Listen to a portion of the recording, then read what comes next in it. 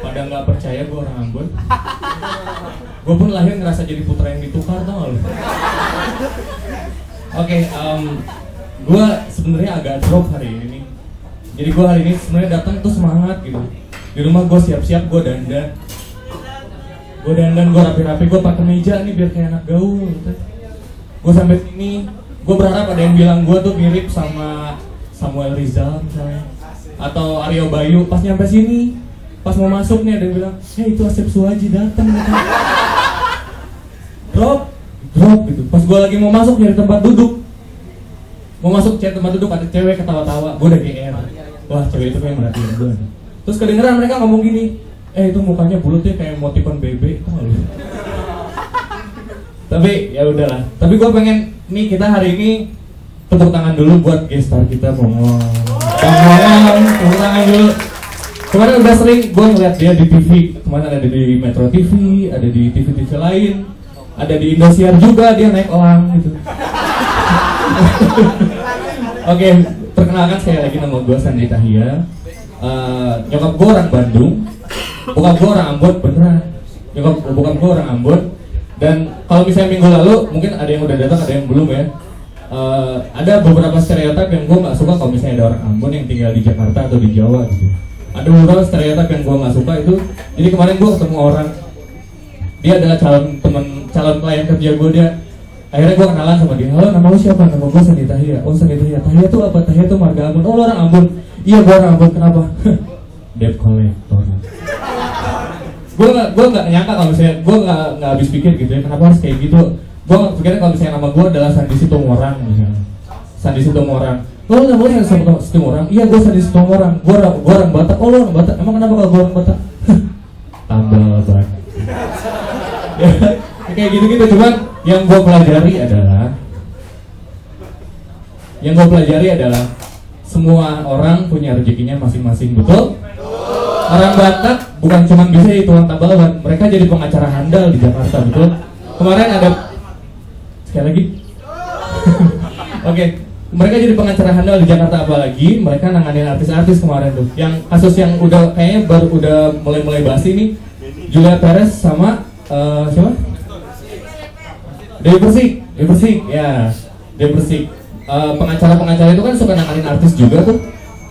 Ada beberapa kesamaan. Kalau Julia Perez sama Dewi Persik kan kesamaannya sama ya, tahu kan? Nah, tapi kalau misalnya pengacaranya, mereka ada satu kesamaan yang gue perhatiin sama gitu. Setiap mereka lagi ngomong, ini sebelahnya kliennya, ini Dewi Persik di sini, dia duduk kan. Ini pengacaranya di sini. Ada satu kesamaan, entah di sebelahnya itu Dewi Persik atau Julia Perez. Mereka ngomongnya gini. Kamera di situ. Jadi gini ngomongnya. Klien saya tuh nggak bersalah. Jadi klien saya tuh cuma membela diri. Mereka tuh nggak bersalah, harusnya tuh mereka nggak dihukum. Kayak gitu kan persamaannya. Ya, apalah itu. Cuman intinya sih orang Batak pun bisa jadi orang yang hebat di Jakarta. Dan emang pengacara adalah profesi yang cocok buat orang Batak karena pertama mereka punya gaya bicara yang lantang, keras, cepat dan tegas. Lo tahu profesi lain yang juga di banyak orang Bataknya membutuhkan gaya bicara yang lantang, tegas, keras dan cepat itu ada lagi kondektur bis. Kenapa? Ya mereka cocok begitu gitu. Selain pengacara ya skill lain yang membutuhkan gaya bicara seperti itu ya kondektur bis. Arah banget, selebih lagi gitu kan. Lo bayangin kalau misalnya yang jadi kondektur bis itu orang Solo.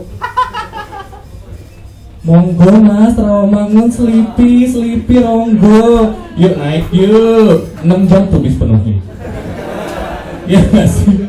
6 jam lama gitu. Cuman kalau misalnya orang Jawa dia ke Jakarta. Orang Jawa tuh kalau sendiri disebutnya biasanya dia main perkutut. Kalau misalnya berdua mereka main catur di pos ronda. Kalau misalnya bertiga mereka main kelenengan, tuh kan kelenengan kesenian Jawa. Kalau misalnya berempat, berlima mereka buka warung pecel lele nasi uduk di pinggir jalan. Alright. Cuman dari semua observasi gue tentang suku-sukuan, akhirnya gue memutuskan gue mau nyari orang Sunda aja deh. Kenapa orang Sunda? Karena orang Sunda itu simple, ekonomis dan praktis. Orang Sunda itu kan suka makan lalap ya, lalap pakai sambal. Jadi ngempanin orang Sunda tuh gampang. Lu kasih sambal, lu pasti di kebun hidup dia. cuman enggak gitu juga sih, bercanda sih. Cuman ya, gua ngerti lah sekarang dari mulai semua pun bisa jadi sumber rezeki, dan yang gua senang semua pemberitaan, semua rame di Twitter, stand up comedy pun sekarang jadi sumber pencaharian baru yang worth it buat bisa buat lu lakuin gitu. Contohnya ya Bang Mongol sekarang udah tampil di mana-mana kan, udah tampil di Indosiar di mana. Bang Mongol udah berhenti nyopet, gue seneng gitu. Abis ini gue dihajar nih kalau misalnya di Jakarta nih. Tepuk tangan lagi dong, tepuk tangan lagi. Cuman ya gitu, maksudnya tapi stand up comedy adalah tempat dimana kalau misalnya lu datang dan lu adalah orang yang tersinggungan, berarti lu tinggal keluar pintu dan tempat ini nggak cocok buat lu, betul? Tepuk tangan buat kalian semua. Gua Sandi Tahlia, terima kasih.